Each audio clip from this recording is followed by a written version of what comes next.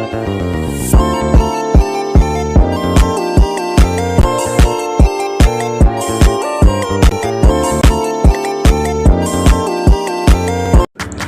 semuanya, di sini saya akan menjelaskan bagaimana cara menggunakan SPSS untuk uji parametrik dan non-parametrik.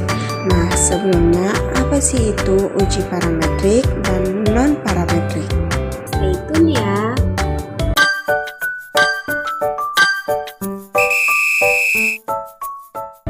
Uji parametrik adalah metode statistik yang mengandalkan asumsi tertentu tentang distribusi populasi seperti distribusi normal dan homogenitas variansi. Uji ini bertujuan untuk mengestimasi parameter populasi seperti mean atau varians. Syarat-syarat uji parametrik. Pertama, data yang digunakan harus berdistribusi normal. Jika data tidak berdistribusi normal, uji parametrik mungkin tidak valid dan perlu dipertimbangkan untuk menggunakan uji non-parametrik sebagai alternatif. Kedua, variansi antar kelompok harus homogen. Artinya, variansi di setiap kelompok yang diuji harus relatif sama. Selanjutnya, variabel independen harus terdiri dari dua kelompok yang bersifat independen atau tidak saling berhubungan. Jenis-jenis uji parametrik dalam SPSS. Yang pertama ada uji t-test, yaitu menguji perbedaan rata-rata antara dua kelompok. Yang kedua ada uji ANOVA, yaitu menguji perbedaan rata-rata antara lebih dari dua kelompok. Selanjutnya ada regresi linear, yaitu menganalisis hubungan antara variabel dependen dan independen. Uji non-parametrik adalah metode statistik yang tidak memerlukan asumsi distribusi populasi. Uji ini sering digunakan untuk data ordinal, kategori, atau data yang tidak memenuhi asumsi normalitas.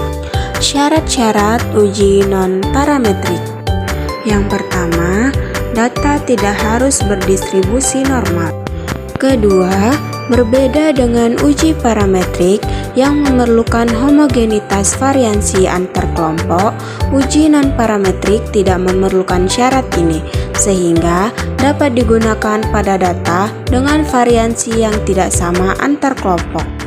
Selanjutnya, sama seperti uji parametrik, uji non-parametrik dapat digunakan baik untuk kelompok yang independen maupun kelompok berpasangan. Jenis-jenis uji non-parametrik dalam SPSS. Pertama ada Mann-Whitney U-test, yaitu menguji perbedaan antara dua kelompok independen. Kedua ada uji Wilcoxon-Signon-Rank test, yaitu menguji perbedaan pasangan data terkait. Selanjutnya ada uji Kruskal-Wallis test, yaitu menguji perbedaan antara lebih dari dua kelompok independen.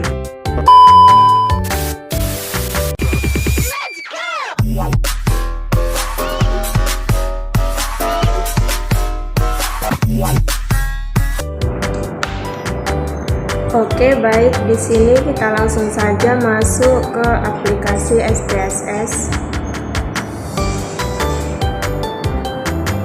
Nah, tampilan pertamanya akan terlihat seperti ini. Kemudian kita klik close.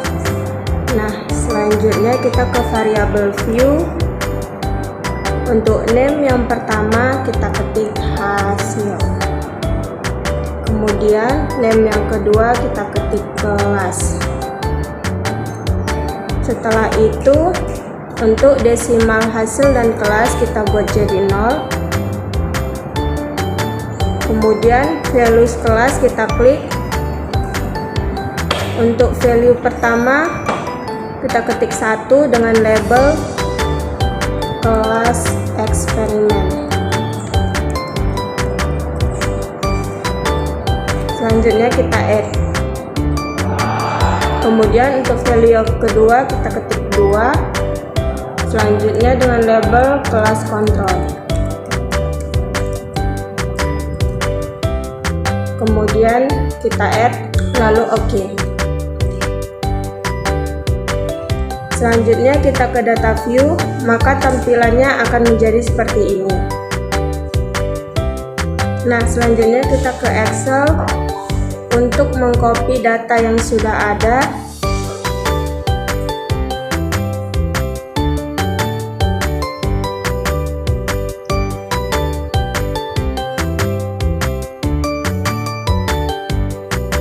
Selanjutnya kita kembali ke aplikasi SPSS, kemudian kita paste data tersebut.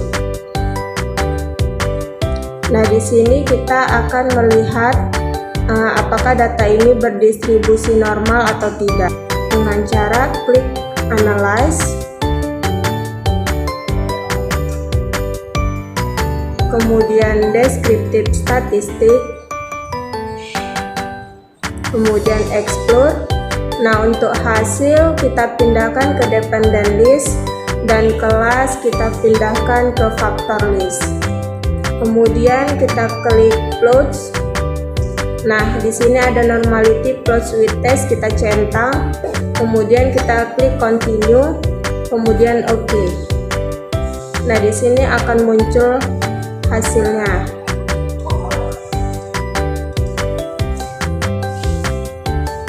Nah, dapat kita lihat taraf signifikannya jika lebih dari 0,05 maka data tersebut berdistribusi normal. Selanjutnya kita kembali ke data yang tadi. Nah, di sini kita akan mengecek apakah data tersebut homogen atau tidak dengan cara klik Analyze, kemudian Compare Means, kemudian One Way ANOVA. Untuk hasil kita pindahkan ke Dependent List dan kelas kita pindahkan ke Faktor. Nah, di sini kita klik Option. Nah, di sini kita centang Homogeneity of Variance Test. Kemudian klik Continue, kemudian OK. Nah, di sini akan terlihat hasil dari data tersebut.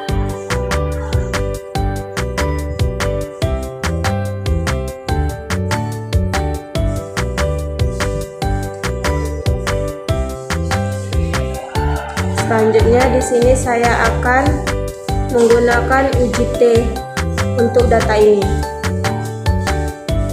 dengan cara klik Analyze, kemudian Compare Means, kemudian Independent Sample T-Test, kemudian hasil kita pindahkan ke test atau variabel dan kelas kita pindahkan ke grouping variabel, kemudian klik Define Groups. Nah, untuk grup 1 kita ketik 1, grup 2 kita ketik 2. Nah, klik Continue, kemudian OK. Maka di sini dapat terlihat hasil dari uji t-test tersebut. Karena data yang saya miliki tidak berdistribusi normal dan homogen, maka di sini saya akan melakukan uji non-parametrik dengan cara klik Analyze, kemudian non-parametric test, selanjutnya ke Legacy Dialogs, kemudian klik To Independent Samples. Nah, untuk hasil kita pindahkan ke test variable list dan kelas kita pindahkan ke grouping variable. Nah, kemudian kita klik Define Groups. Untuk grup 1 kita ketik 1, untuk grup 2 kita ketik 2.